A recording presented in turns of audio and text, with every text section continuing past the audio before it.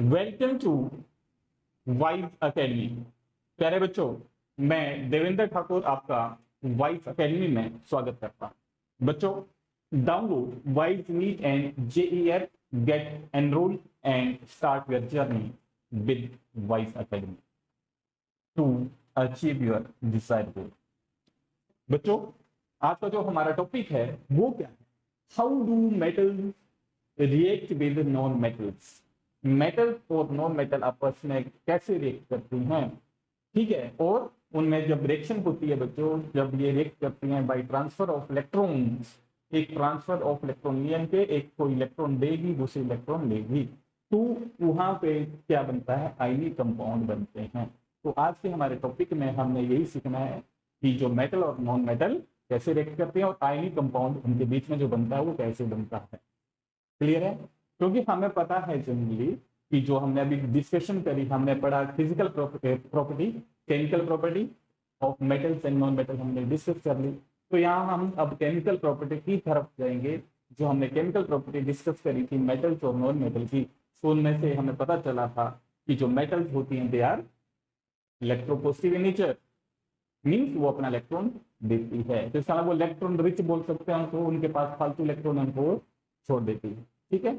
और जो non metals होती हैं वो क्या है? इलेक्ट्रॉन एक्सेप्ट करती हैं, इलेक्ट्रॉन गेन करती हैं, ठीक है। क्योंकि उनमें शॉर्टेज रहती है इलेक्ट्रॉन की। क्यों रहती है, क्या होता है कि जो एटम्स हैं ये कंबाइन क्यों कर रहे हैं, ये सारे कंसेप्ट आज हमने सीखना है इसी टॉपिक के अंदर। क्लियर है? तो बच्चों, इसमें हम क्या क्या कवर करेंगे? इलेक्ट्रॉनिक कॉन्फ़िगरेशन पढ़ेंगे हम, then bond formation between atom of metals and non metal, उनके बीच में बॉन्ड कैसे बन रहा है, then properties of ionic compound, जो आयनिक कंपाउंड बनेंगे मेटल और नॉन मेटल के बीच में, उनकी हम बात करेंगे, उनकी प्रॉपर्टीज स्टडी करेंगे, उनकी फिजिकल स्टेट स्टडी करेंगे, मेल्टिंग बॉइलिंग पॉइंट, सोल्युबिलिटी।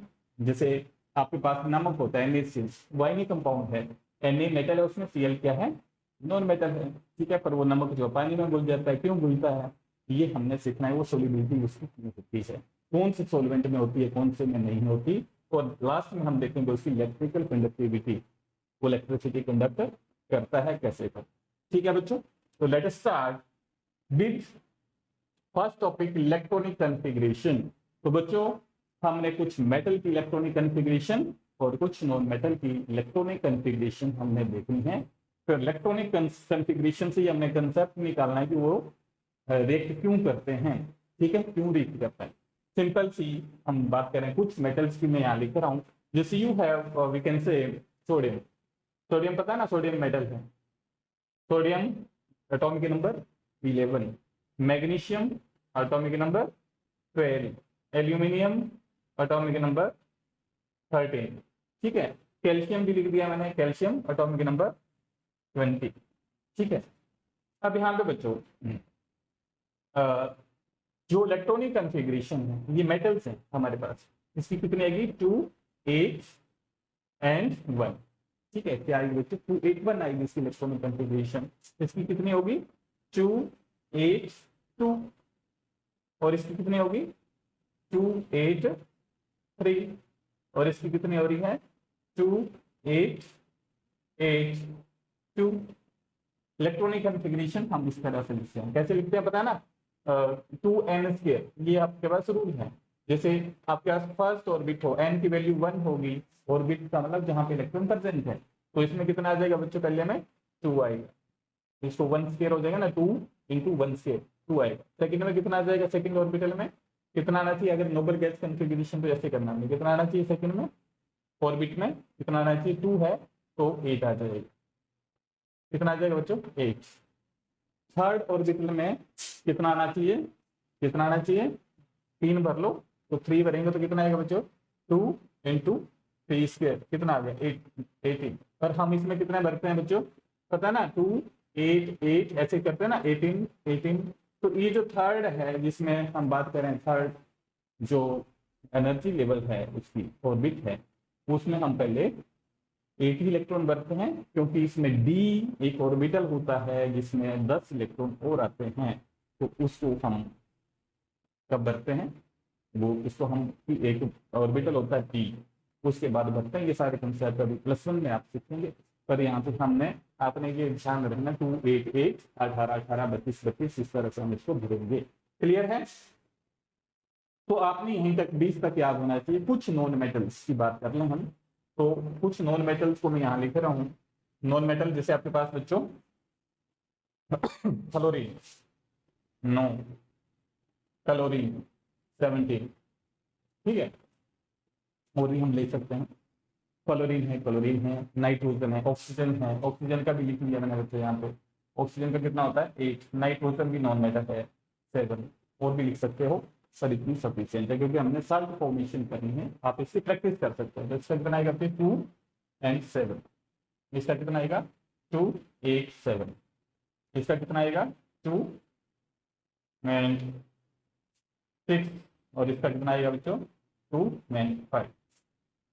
अब देखो हमने इलेक्ट्रॉनिक कन्फिग्रेशन आपको आनी चाहिए, 9th में आपने पढ़ रखी होगी। तो यहाँ पे हम देखते हैं कि इस साइड मैंने नॉन मेटल का एग्जांपल लिया, इस साइड मेटल लिखते हैं।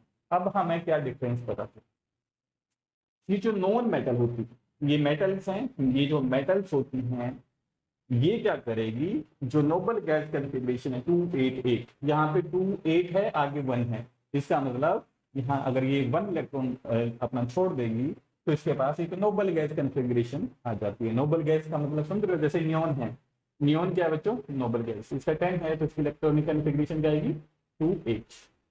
नोबल गैस जो होती है वो लीस्ट रिएक्टिव होती हैं, क्या होती है मतलब ये रिएक्ट नहीं करती, कुछ गैसेस कुछ कंडीशन पे रिएक्ट करवाई जाती हैं, पर ये जनरली नॉन रिएक्टिव होती है।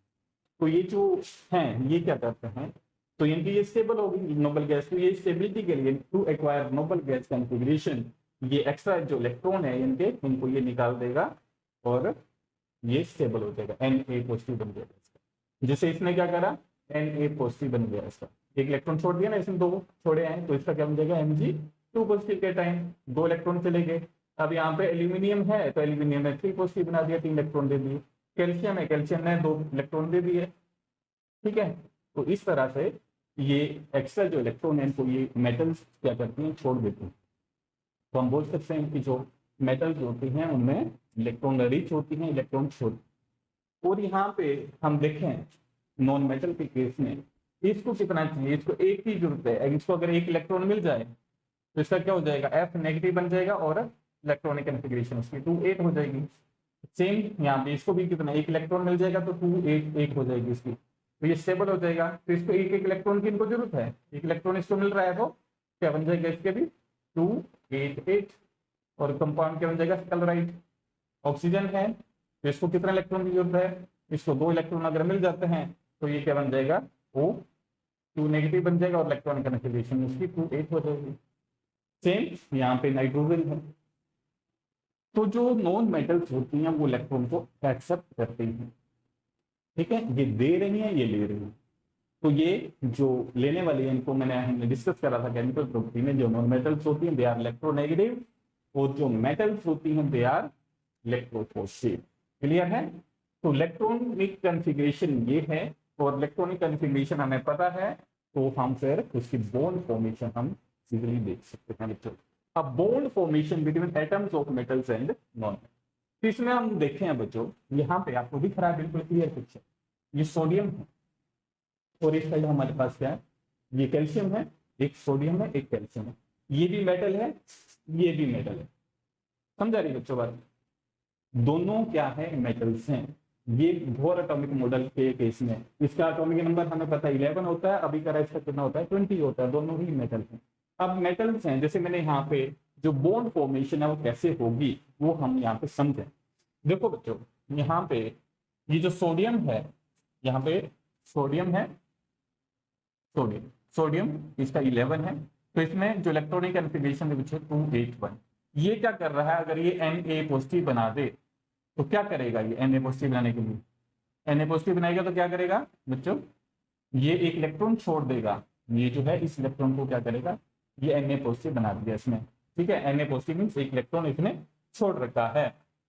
जब सपोज इसने ये इलेक्ट्रॉन छोड़ दिया अपना, अब यहाँ पे मैं बात करूं, मैंने बना दिया क्लोरीन, क्या बनाया बच्चों क्लोरीन, नमक की बात कर रहा हूँ। यहाँ पे क्लोरीन है हमारे पास, क्लोरीन ये न्यूक्लियस है, यहाँ पे फर्स्ट सेल 2, सेकंड में 8,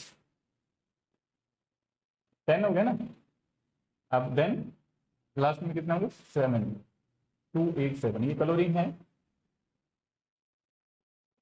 अब इस क्लोरीन को, ये क्लोरीन है और इसका एटॉमिक नंबर 17 है, तो इसकी इलेक्ट्रॉनिक कन्फिग्रेशन पहले सेल में 2, फिर दूसरे में 8, तीसरे में 7, इस तरह से। अब इसको ऑक्टेट पूरा करने में कितना चाहिए, 1 इलेक्ट्रॉन चाहिए। अब ये क्या करेगा, सपोज इसने इस इलेक्ट्रॉन को यहाँ दे दिया है, तो इसने इसको इलेक्ट्रॉन को दे दिया, तो यहाँ पे जो सोडियम होगा ये Na पॉजिटिव लिखना पड़ेगा, और इसने इसको यहाँ दे दिया, ये यहाँ आ गया, तो ये क्या हो जाएगा, क्लोराइड नेगेटिव हो जाएगा, और इसके इलेक्ट्रॉन 2, 8 ये हो जाएगा। और यहाँ पे सोडियम है, तो इसमें कितना हो जाएगा 2,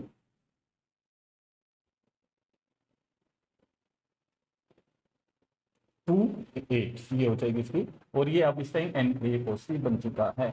और ये क्या बन चुका है, अगर ये इलेक्ट्रॉन यहाँ ट्रांसफर हो गया तो ये क्या बन गया, Cl नेगेटिव, ये क्लोराइड बन चुका है, ये सोडियम आयन बन चुका। अब ये जब दो आयन्स अपोजिटली चार्ज आयन एक दूसरे के मतलब कॉन्टेक्ट में आते हैं, अट्रैक्ट होंगे एक दूसरे के साथ, तो यहाँ जो बॉन्ड बनेगा उस बॉन्ड को हम आयनिक बॉन्ड बोल देते हैं। ठीक है, या इलेक्ट्रोस्टैटिक फोर्स लगेगी इसमें, electrostatic force which hold the two oppositely charge ion, Na positive और Cl नेगेटिव, इनको होल्ड कर रही है। Electrostatic force which hold the two oppositely charge ion together called ionic bond, या इलेक्ट्रोस्टैटिक बॉन्ड भी उसको बोल देते हैं। ठीक है, इलेक्ट्रोस्टैटिक बॉन्ड बोल दो, चाइनिक बॉन्ड बोल दो। तो बच्चों इस तरह से जो बॉन्ड फॉर्मेशन है वो होती है, इनकी अब प्रैक्टिस करेंगे कुछ एक एग्जांपल लेके। तो हम देखें यहाँ पे जैसे आयनिक बॉन्ड कैसे बन रहा था, यहाँ और ज्यादा बढ़िया क्लियर पिक्चर है आपके लिए। तो यहाँ पे जैसे सोडियम इलेक्ट्रॉन 281 थी, ठीक है, यहाँ पे इस तरह से इलेक्ट्रॉन है बच्चों, इसकी कितनी है 287, यानी कि इसके पास ये एक एक्स्ट्रा इलेक्ट्रॉन है, इसको अगर ये लूज कर देगा तो क्या बन जाएगी, इसकी इलेक्ट्रॉन 28 हो जाएगी, स्टेबल हो गया। और इसकी क्या हो जाएगी, इसने इस इलेक्ट्रॉन को अगर गेन कर दिया तो इसकी क्या हो जाएगी 288 हो जाएगी, और ये क्या बन जाएगा Cl नेगेटिव क्लोराइड, और ये क्या बन जाएगा Na पॉजिटिव। इसके पास अब 10 इलेक्ट्रॉन है, इसके पास 18 इलेक्ट्रॉन है। ठीक है, अब यहाँ पे जब इसने इलेक्ट्रॉन दिया तो बच्चों कौन सा चार्ज आया, पॉजिटिव चार्ज। कौन सा चार्ज आ गया, पॉजिटिव चार्ज। अब इसने क्या करा था, इलेक्ट्रॉन लिया है, तो कौन सा चार्ज आया है, नेगेटिव चार्ज। क्लियर है। अब ये जो चार्ज है, इन चार्ज के बीच में अपोजिटली चार्ज, हमें पता है ना opposite charges they attract each other, ये यूनिवर्सल रूल है कि अपोजिट चार्जेस में अट्रैक्शन होती है। तो ये दोनों चार्जेस क्या है, अट्रैक्ट हो रहे हैं by means of electrostatic force, या इलेक्ट्रोस्टैटिक फोर्स जिसको हम आयनिक बॉन्ड भी बोल देते हैं। तो आयनिक बॉन्ड इसमें बन जाता है, ठीक है, जो उन दोनों को होल्ड करके रखेगा। तो ये फार्मूला हमारा यहाँ पे शेयरिंग नहीं हुई है, जस्ट जो चार्ज बने हैं, आयन्स बने हैं, अपोजिटली चार्ज आयन बने हैं, उनके बीच में अट्रैक्टिव फोर्स को हम आयनिक बॉन्ड बोलते हैं। क्लियर है बच्चों। अब हम आगे देखें, कुछ एग्जांपल है हमारे पास, ये बॉन्ड कैसे बने हैं। ये कई बार क्वेश्चन पूछा जाता है, ये अभी तो इजी लग रहे हैं, ये इजी है, पर कई बार कुछ बच्चों को इनको भी नहीं बना पाते कि वो कैसे बनते हैं। तो इसके लिए मैंने क्या बोला, आपको इलेक्ट्रॉनिक कॉन्फ़िगरेशन और एटॉमिक नंबर इनके पता होने चाहिए, और आप इसको फिर आसानी से कर सकते। जैसे बच्चों CaF2 कैल्शियम, तो इसमें जैसे हम पहला केस सॉल्व कर रहे हैं, तो इसमें कैसे बॉन्ड बनेगा, Ca, इसका एटॉमिक नंबर याद होना चाहिए, कितना है बच्चे 20।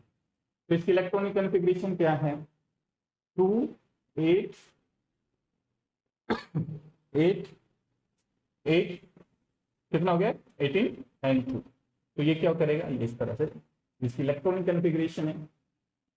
अब क्या करेगा, ये इस दो इलेक्ट्रॉन को, ये जो एक्स्ट्रा इलेक्ट्रॉन है इस मेटल में, इसको ये रिलीज कर देगा। रिलीज करेगा तो बच्चे इसके ऊपर कौन सा चार्ज आएगा, Ca2 पॉजिटिव। क्या आएगा, Ca2 पॉजिटिव आ गया। अब ये Ca2 पॉजिटिव है, तो इसकी इलेक्ट्रॉनिक कॉन्फ़िगरेशन क्या हुई है 2 8 8, ये रहेगी इसकी 288। ये नोबल गैस कॉन्फ़िगरेशन है, किसकी है 18 आर्गन की, अटेन कॉन्फ़िगरेशन, और ये स्टेबल हो गया। अब यहाँ पे क्या हुआ, दूसरे केस में इसके साथ फ्लोरीन है। फ्लोरीन का जो एटॉमिक नंबर होता है वो कितना होता है, उसका होता है बच्चों 9। कितना होता है 9।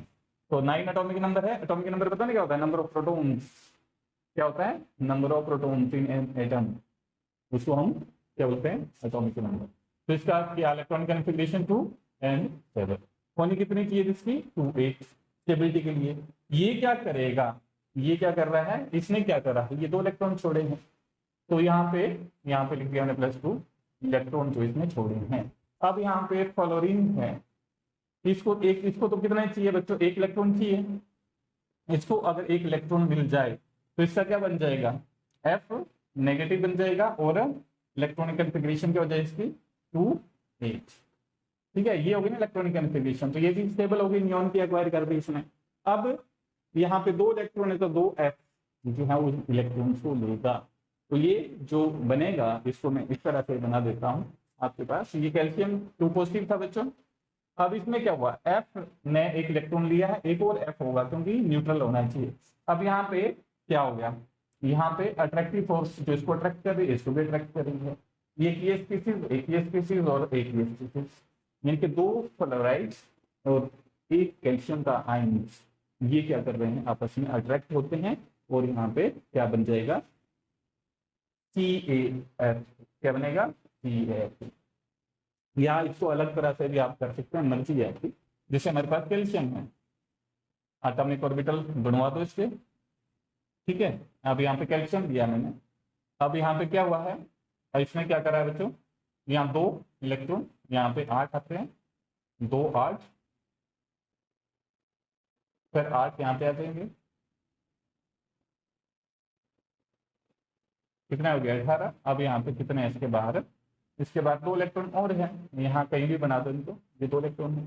अब जो फ्लोरीन है उसके पास कितने हैं, फ्लोरीन के पास 2 यहाँ पे और 7 यहाँ पे, एक और फ्लोरीन ले लिया मैंने, इसमें कितने 7, 2 एंड 7। अब इसमें 8 होने चाहिए था ना सेकंड सेल में भी, इसमें 7 ही है। अब क्या कर रहा है इसने, ये क्या कर रहा है, 1 इलेक्ट्रॉन ये इसको दे रहा है, ठीक है, और 1 इलेक्ट्रॉन ये इसको दे रहा है, तो इसके पास कितना हो गए 2 8 हो गए, इसके पास भी कितना हो गया 2 8 हो गए। ऑक्टेट पूरा हो गया। इनिशियली कितना था इनके पास, शुरू में 2 2 एंड 7 की इलेक्ट्रॉनिक कन्फिग्रेशन, समझा की बात। आफ्टर गेनिंग इलेक्ट्रॉन वो कितनी होगी 2 8 नोबल गैस कन्फिग्रेशन, आगे इसकी भी इसकी भी। अब इसने 2 इलेक्ट्रॉन छोड़े तो इसकी कितनी हो जाएगी, 2 निकल गए तो इसकी कितनी हो जाएगी, यहाँ पे 4 जाएगा 2 पॉजिटिव, और इलेक्ट्रॉनिक कन्फिग्रेशन होगी 2 8 8, और इसकी क्या आएगा नेगेटिव, और इसकी इलेक्ट्रॉनिक कन्फिग्रेशन 2 8, इसका भी क्या हो जाएगा फ्लोराइड, और इसकी इलेक्ट्रॉनिक कन्फिग्रेशन 2 8। अब यहाँ पे ये 2F नेगेटिव और एक ये 2 पॉजिटिव, इनके बीच में क्या हो रही है, अट्रैक्टिव फोर्स लग रही है, आयनिक बॉन्ड बन रहा है, और ये जो कंपाउंड बनेगा वो हमारे पास Ca2 पॉजिटिव और F नेगेटिव, इसको इकट्ठा लिखेंगे तो CaF2 ऐसे लिखेंगे CaF2। क्लियर है। आगे देखें हमारे पास सेकंड Na2O, ये कैसे फॉर्म हुआ, Na2O की फॉर्मेशन हम यहाँ पे अब देखते हैं। तो Na2O कैसे बनता है, लेटेस्ट सी बच्चों, सोडियम, ये सोडियम है, सोडियम का एटॉमिक नंबर कितना होता है 11, तो इसकी इलेक्ट्रॉनिक कन्फिग्रेशन कितनी है 281। क्लियर है। अब यहाँ पे जो ऑक्सीजन है, ऑक्सीजन की एटॉमिक नंबर है 8, इसकी इलेक्ट्रॉनिक कन्फिग्रेशन कितनी है 2 6। हमारे पास ये वाला कंपाउंड है Na2O। अब यहाँ पे देखो सोडियम कितना इलेक्ट्रॉन छोड़ सकता है, 1 इलेक्ट्रॉन छोड़ सकता है। अगर ये 1 इलेक्ट्रॉन छोड़ दिया इसने क्या करा, सपोज यहाँ इलेक्ट्रॉन 1 छोड़ दिया है, तो क्या बन जाएगा बच्चों इसका Na पॉजिटिव, और इलेक्ट्रॉनिक कन्फिग्रेशन हो जाएगी इसकी 2 8, ठीक है, और 1 इलेक्ट्रॉन इसने छोड़ दिया।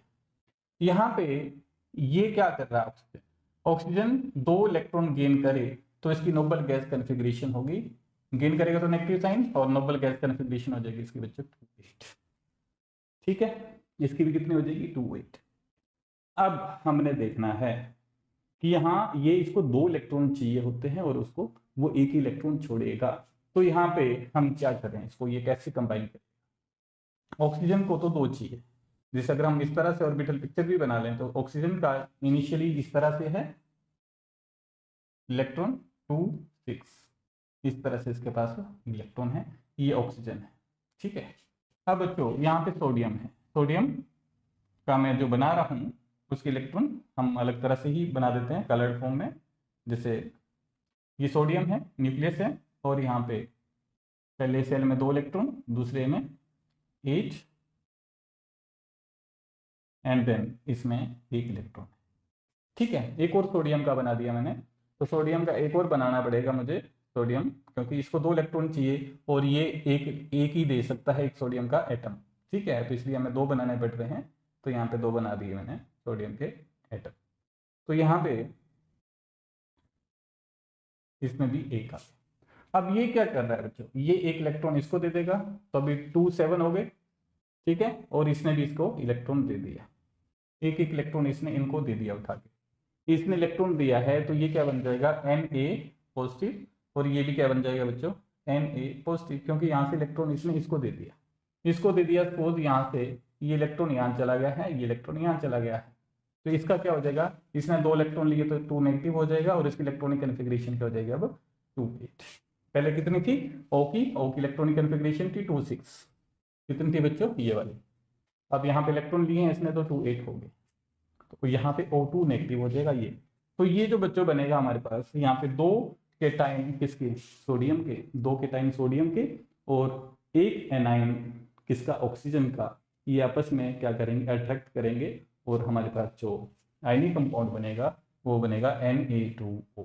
क्या बन जाएगा, Na2O, क्योंकि ये दोनों के दोनों जो अपोजिटली चार्ज केटाइन हैं ये एक दूसरे के साथ अट्रैक्ट होते हैं इलेक्ट्रोस्टैटिक फोर्स से, या उसको हम क्या बोल देते हैं, आयनिक बॉन्ड, क्या बोलेंगे उसको, आयनिक बॉन्ड बोल देते हैं, उससे साथ ही कनेक्ट हो जाते हैं। सिमिलरली MgO मैग्नीशियम है, मैग्नीशियम का एटॉमिक नंबर कितना है बच्चों 12, तो इसकी इलेक्ट्रॉनिक कॉन्फ़िगरेशन कितनी है 2H2, लग गया पता 2H2, आपने उसी तरह से भरनी है, मैं बार बार बोल रहा हूँ 2 8 8, ये जनरल है हमारे पास, 18 18 32 32 ऐसे चलती है, हैंड्स ऑन ऐसे चलेगी, आपने यहीं तक ही आपका काम हो जाता है 10 तक, तो आपने इतना ही याद करना है, 20 तक या 36 तक आपको याद होने चाहिए, आपका 20 तक ही काम चल जाएगा 10th में, 20 तक आपको एटॉमिक नंबर और इलेक्ट्रॉनिक कॉन्फ़िगरेशन लिखने आनी चाहिए। और साथ में क्या हमारे पास बच्चों, ऑक्सीजन, ऑक्सीजन का कितना होता है 8, एटॉमिक नंबर कितना ऑक्सीजन का 8, और इसकी इलेक्ट्रॉनिक कॉन्फ़िगरेशन कितनी है 2 6। अब इसको 2 चाहिए, 2 8 होने के लिए इसको कितने चाहिए 2, और ये इसको अगर ये 2 छोड़ दे इलेक्ट्रॉन, यानी कि ये 2 इलेक्ट्रॉन छोड़ दे, तो इसकी इलेक्ट्रॉनिक कॉन्फ़िगरेशन कितनी हो जाएगी 2 8, और ये 2 इलेक्ट्रॉन ले ले, ये 2 इलेक्ट्रॉन ले ले, तो इसकी इलेक्ट्रॉनिक कॉन्फ़िगरेशन कितनी हो जाएगी बच्चों, इसकी हो जाएगी 2 8, कितनी हो जाएगी, अब ये 2 इलेक्ट्रॉन ले रहा है तो ये कितनी हो जाएगी 2 8, इसमें क्या बन गया Mg2 पॉजिटिव बना, और इलेक्ट्रॉनिक कॉन्फ़िगरेशन क्या बनी इसकी 2 8, ठीक है, और इसने क्या करा वो 2 नेगेटिव बनाया, 2 इलेक्ट्रॉन गेन करके, तो इसकी इलेक्ट्रॉनिक कॉन्फ़िगरेशन क्या हो जाएगी 2 8 हो जाएगी इसकी भी, ठीक है। तो ये आइसो इलेक्ट्रॉनिक स्पीशीज हैं, जिनमें आइसो इलेक्ट्रॉनिक का मतलब जिनमें सेम नंबर ऑफ इलेक्ट्रॉन। अब यहाँ पे ये जो आयन बने हैं, ये जो आयन बने हैं, इसने 2 इलेक्ट्रॉन दिए हैं Mg ने, और इसने 2 ले लिए, तो यहाँ पे क्या होगा, इन ये जो नेगेटिवली चार्ज और पॉजिटिवली चार्ज और नेगेटिवली चार्ज ये जो आयन बने हैं, इनके बीच में अब क्या हो जाएगी, अट्रैक्टिव फोर्सेस काम करेगी, और वहाँ पे जो आयनिक बॉन्ड बन जाएगा, कंपाउंड बन जाएगा, आयनिक कंपाउंड की फॉर्मेशन हो जाएगी। तो यहाँ पे जैसे Mg अगर हम बात करें कितना इसमें 10, तो ये Mg2 पॉजिटिव लिख दिया मैंने, ये केटाइन बना है, और यहाँ एनाइन बन गया है, ऑक्सीजन है, तो ऑक्सीजन को हम किसी और कलर में लिख रहा हूँ मैं इसको, ये ऑक्सीजन है, इसका ये nucleus, and then first orbit and second orbit में 8, और ये क्या है O2 नेगेटिव। अब इनके बीच में क्या होगी, फोर्सेस लगेंगी, और क्या बन जाएगा ये MgO, ये आयनिक कंपाउंड बन गया आपके पास MgO, क्लियर है। अब यहाँ पे next then we characterise MgCl2, MgCl2 कैसे काम करेगा, Mg सेम है, Mg में पता लग गया ना हमें, Mg कितने इलेक्ट्रॉन देता है ये, अगर ये 2 इलेक्ट्रॉन छोड़ दे, मैंने जो अभी करा उसी तरह से हम यहाँ इलेक्ट्रॉनिक कॉन्फ़िगरेशन यहाँ देख सकते हो तुम 2H2 ये होती है, अगर ये 2 इलेक्ट्रॉन छोड़ रहा है तो इसका क्या बन जाएगा बच्चों Mg2 पॉजिटिव, ठीक है, और इलेक्ट्रॉनिक कॉन्फ़िगरेशन क्या आएगी इसकी 2 8, क्या आएगी 2 8, और जो क्लोरीन है उसका एटॉमिक नंबर 17 है, तो इसमें कितनी होगी इसकी electronic 2 8 7, it needs 1 electron to complete its octet, तो यहाँ पे इसमें एडिशन हो जाएगी एक इलेक्ट्रॉन की, तो क्या बन जाएगा ये Cl नेगेटिव बन जाएगा, और इसकी इलेक्ट्रॉनिक कॉन्फ़िगरेशन हो जाएगी इस टाइम 2 8 8। एटॉमिक नंबर वही रहेगा, ये ध्यान रखना। एटॉमिक नंबर क्या होता है, 12 ही रहेगा, यहाँ 17 है, 17 ही रहेगा, ठीक है, क्योंकि एटॉमिक नंबर क्या होता है, नंबर ऑफ प्रोटॉन्स होता है, ना कि इलेक्ट्रॉन। इलेक्ट्रॉन अगर न्यूट्रल है तब हम बोल सकते हैं, अदरवाइज आपने क्या ध्यान रखना है, नंबर ऑफ प्रोटॉन्स ही क्या है, उसका एटम का एटॉमिक नंबर होता है। अब यहाँ पे इसमें 2 इलेक्ट्रॉन छोड़े हैं, तो इसमें अभी एक और क्लोरीन क्या करेगा, एक इलेक्ट्रॉन एक और लेगा क्लोरीन, ठीक है। तो इसने भी क्या करा बच्चों, एक इलेक्ट्रॉन लिया है और यहाँ पे क्या बन गया, क्लोराइड बन गया है, और इसकी इलेक्ट्रॉन कन्फिग्रेशन क्या है, 2 8। अब ये क्या करेंगे, एक और ये 2 पॉजिटिव, ये क्या करेंगे, आपस में अट्रैक्ट कर लेंगे। तो अट्रैक्ट करेंगे, क्या बन जाएगा आपके पास, वी कैन से यहाँ पे वो आयनिक कंपाउंड बन जाएगा MgCl2। क्या बनेगा, MgCl2। इसको आप और तरीके से भी समझ सकते हो, जैसे हमने क्या करा, Mg बना दिया यहाँ पे, मैग्नीशियम, ये न्यूक्लियस है इसका, पॉजिटिव होता है न्यूक्लियस हमेशा। तो इसमें कितने इलेक्ट्रॉन है, 10 हो गए, 2 बाहर हो जाएंगे, आउटर सेल में 12। अब इसने क्या करा, यहाँ पे क्लोरीन के हमने 2 बना दी, ये क्लोरीन का स्पोज 2 1 2 क्लोरीन 10, एंड यहाँ पे कितने हो जाएंगे 7। एक और क्लोरीन का हमें बनाना पड़ेगा, ये न्यूक्लियस, एंड देन 2 8, ये इलेक्ट्रॉन्स हैं, और यहाँ पे कितने हैं 7, ठीक है। अब इसने क्या करा बच्चों, एक इलेक्ट्रॉन, इसके पास 2 इलेक्ट्रॉन है, अगर यहाँ पे 2 इलेक्ट्रॉन है, ये एक इलेक्ट्रॉन इसको दे देता है, तो इसको 7 है ना, इसका भी 2 7 2 8 7, इसका कितना है 2 8 7 है। अब इसका कितना था 2 8 2। अब एक इलेक्ट्रॉन तो इसको दे रहा है, एक इलेक्ट्रॉन किसको दे रहा है, इसको दे रहा है, ठीक है। तो इसके 2 इलेक्ट्रॉन है, तो इसका क्या, जब इसने इलेक्ट्रॉन दे दिए तो ये क्या बन जाएगा, Mg2 पॉजिटिव बन जाएगा, और इसने इन्होंने इलेक्ट्रॉन ले लिया तो इसका Cl नेगेटिव, इसका भी Cl नेगेटिव, और इनके बीच में क्या बन जाएगी, एक अट्रैक्टिव फोर्स जो लगेगी, जो आयनिक बॉन्ड की जो फोर्स लगेगी, वो यहाँ पे क्या बना देगा, कंपाउंड आपके पास ये आयनिक कंपाउंड बन जाएगा MgCl2। आयनिक बॉन्ड बन रहे हैं, पॉजिटिवली चार्ज आयन एक दूसरे को अट्रैक्ट कर रहे हैं। तो आयनिक बॉन्ड क्या होता है, मैं बार बार बोल रहा हूँ, the electrostatic force of attraction which hold the oppositely charge ion together are called ionic bond, या इलेक्ट्रोस्टैटिक बॉन्ड भी इसको बोल देते हैं। ये फार्मूला मास है, यहाँ फार्मूले की फॉर्म में ये जुड़े हुए हैं, अट्रैक्टिव है, यहाँ पे बॉन्ड नहीं है, बस ये इस तरह से इकट्ठे हुए हैं। ये Mg2 पॉजिटिव है, यहाँ पे Mg2 पॉजिटिव को सराउंड कर रखा है क्लोराइड, ऐसे सराउंड कर रखा है, ठीक है, ऐसे ये सराउंड कर रखा है, न्यूट्रलाइज हो जाता है, क्लियर है। देन CaO की आप अपने आप प्रैक्टिस कर सकते हैं, it is similar to that of MgO। अब बच्चों हम करेंगे प्रॉपर्टीज ऑफ आयनिक कंपाउंड। जो आयनिक कंपाउंड होते हैं उनकी क्या क्या प्रॉपर्टीज रहती हैं, बिल्कुल ही आसान है। जो आयनिक कंपाउंड है उनकी प्रॉपर्टीज की बात करें तो पहली जो प्रॉपर्टी आएगी, ionic bonds are very strong. क्योंकि आयनिक बॉन्ड क्या है, बहुत ज्यादा स्ट्रॉन्ग होते हैं। क्या है बच्चों, बहुत ज्यादा स्ट्रॉन्ग है आयनिक बॉन्ड, क्योंकि आयनिक बॉन्ड जो है वो अपोजिटली चार्ज आयन के बीच में बनते हैं। और इस चीज का ध्यान रखना, जो मैग्नीट्यूड होता है आयनिक बॉन्ड का कितना स्ट्रॉन्ग है, वो डिपेंड करता है किसके ऊपर, ये जो बॉन्ड कितने स्ट्रॉन्ग है। जैसे तुम्हें क्वेश्चन पूछा जाए कि NaCl है और एक आपके पास KCl है, इनमें सबसे स्ट्रॉन्ग कौन है, जो बॉन्ड है, बॉन्ड जो है वो किसके बीच में ज्यादा स्ट्रॉन्ग है, NaCl के बीच में या KCl के बीच में। तो इसको हम सिंपल कर सकते हैं, आपके पास फार्मूला है F जो होगा, इसको हम डायरेक्टली प्रोपोर्शनली रहने दें क्योंकि आपका यूज इतना ही है। F क्या होता है बच्चों, इसमें electrostatic force Q1 Q2 upon R²। R का मतलब डिस्टेंस होता है, इस फार्मूले को समझो। और ये कूलम्ब इलेक्ट्रोस्टैटिक फोर्स है, कूलम्ब ला भी बोल देते हैं इसको, इलेक्ट्रोस्टैटिक फोर्स, इस तरह से हम इसको समझें। यहाँ Q1 Q2 क्या है, जैसे हम बात करें F जो होगा directly proportional to product of charges. जैसे NaCl की बात कर ले हम, Na क्या है बच्चों, पॉजिटिव है ना, और यहाँ पे Cl ये ऐसे है, तो इनकी गुणा है प्रोडक्ट ऑफ चार्जेस, कितनी यूनिट चार्ज है, अपॉन R²। क्लियर है? क्लियर है ना? अब देखो, अब यहाँ पे हम देखें कि यहाँ पे जो आएगा हमारे साथ,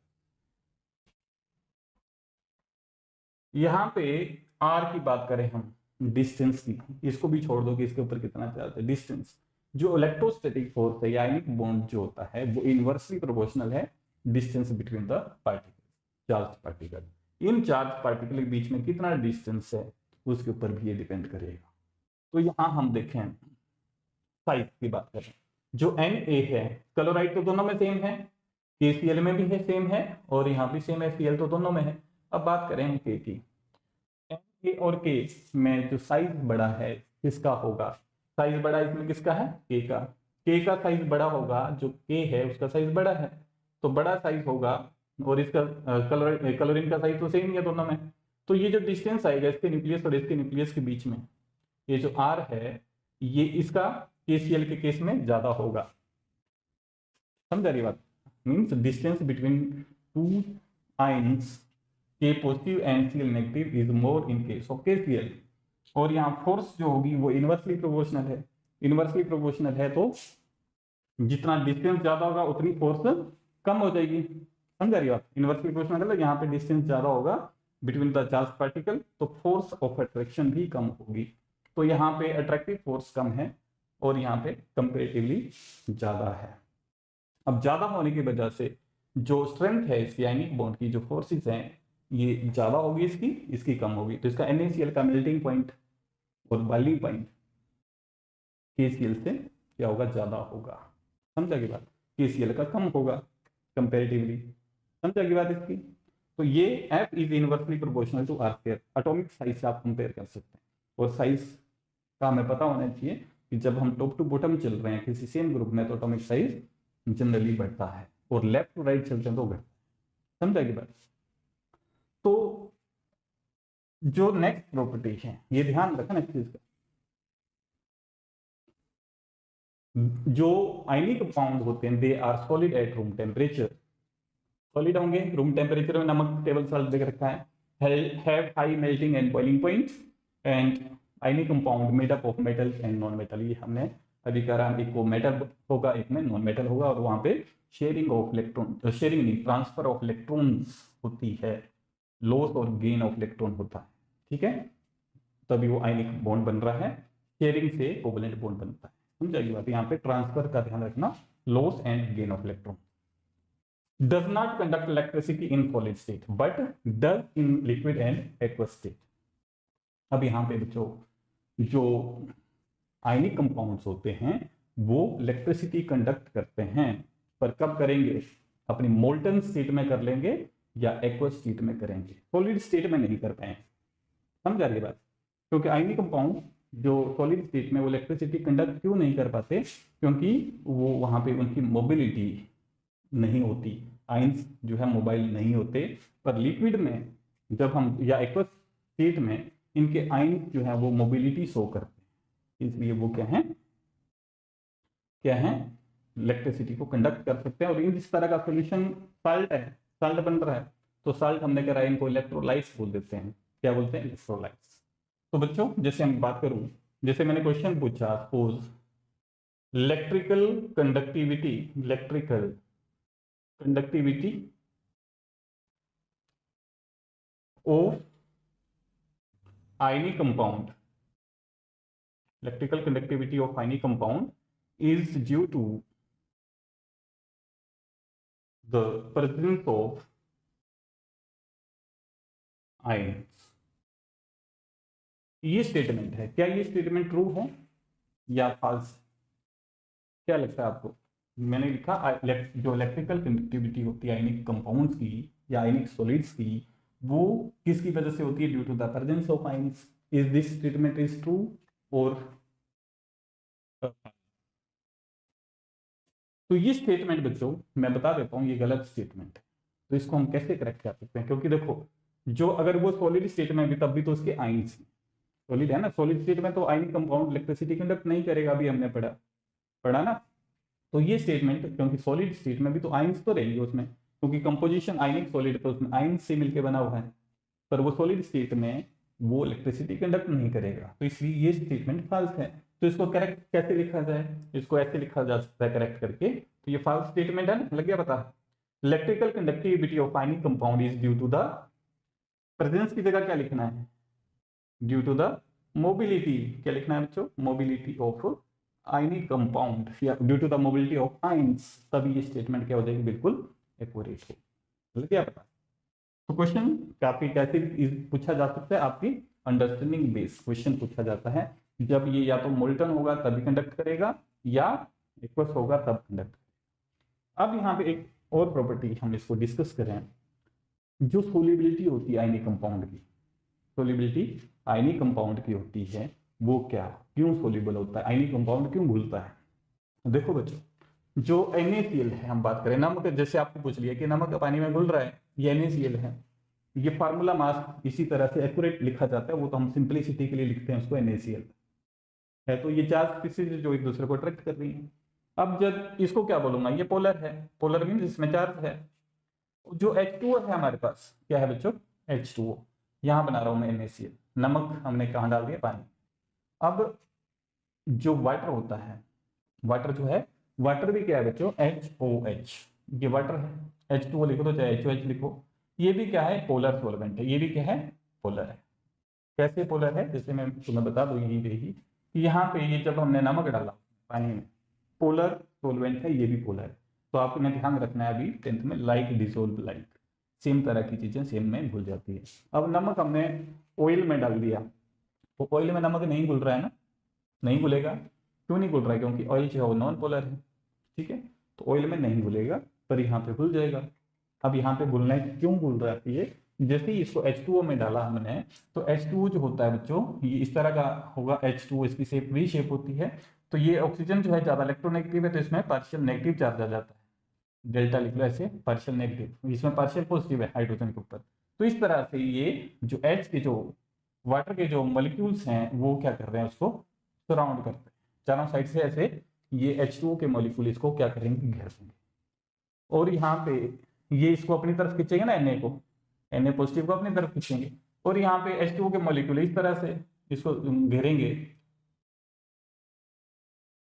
ये H है यहाँ पे, और यहाँ पे पार्शियल पॉजिटिव चार्ज है, इसमें पार्शियल नेगेटिव, तो यहाँ पे इस तरह से इनको घेर देंगे।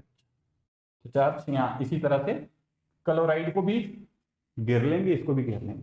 अब ये क्या करेंगे, इनको दूर ले जाएंगे, खींचेंगे और ये दूर ले जाएंगे। इनके देखो, मैं एक चीज और बता दूं तुम्हें, ये भूलेगा कैसे, जब NaCl हमने जो पोलर कंपाउंड था, पोलर सॉल्वेंट में डाला, तो क्या हुआ, H2O के मॉलिक्यूल जो है Na को राउंड, Na की तरफ, Na पॉजिटिव की तरफ, इसकी तरफ अप्रोच करेंगे, ये भी अप्रोच करेंगे, पर वो इस तरह से अप्रोच करेंगे जैसे मैंने यहाँ पे इसको बना रखा। अब जब ये अप्रोच करेंगे तो यहाँ से हीट निकलेगी बच्चों, क्या निकलेगी, हीट। जब ये अप्रोच करेंगे तो हीट निकलती है, हीट निकलेगी, इसमें आपस में जुड़ रखा है ये फोर्स है, लैटिस एंथैल्पी बोल देते हैं हम इसको, जो आयनिक फोर्स लग रही है, आयनिक बॉन्ड उसी जुड़ रहा है।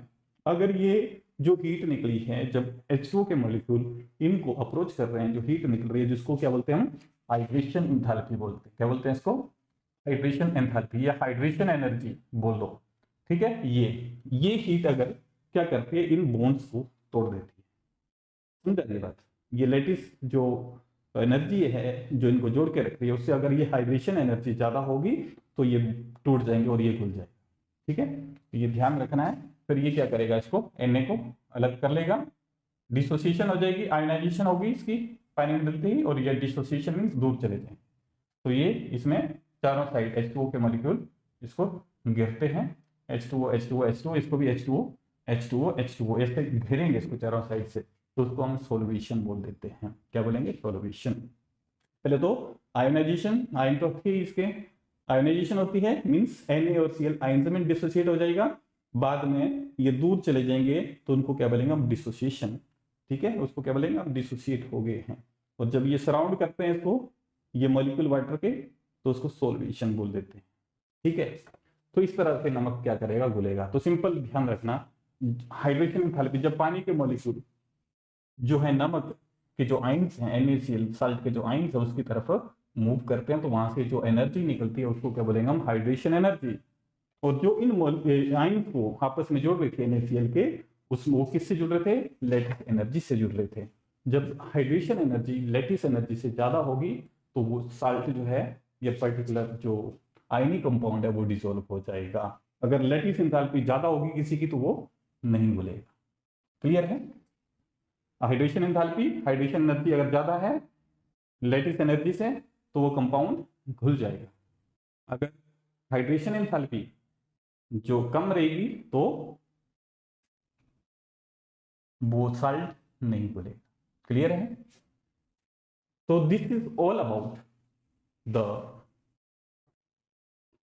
We can say bond formation and between metals and non metals, जिसको हम आयनिक बॉन्ड बोल रहे हैं। और आयनिक बॉन्ड की हमने प्रॉपर्टीज भी कर ली, उसकी इलेक्ट्रिकल कंडक्टिविटी भी कर ली, सोलिबिलिटी भी कर ली, और भी उसकी जो मेल्टिंग और बॉइलिंग पॉइंट है वो डिपेंड करता है उसकी फोर्सेज के ऊपर, जिसको मैंने क्या बोला था, एफ जो होगा electrostatic force, it is inversely proportional to R square.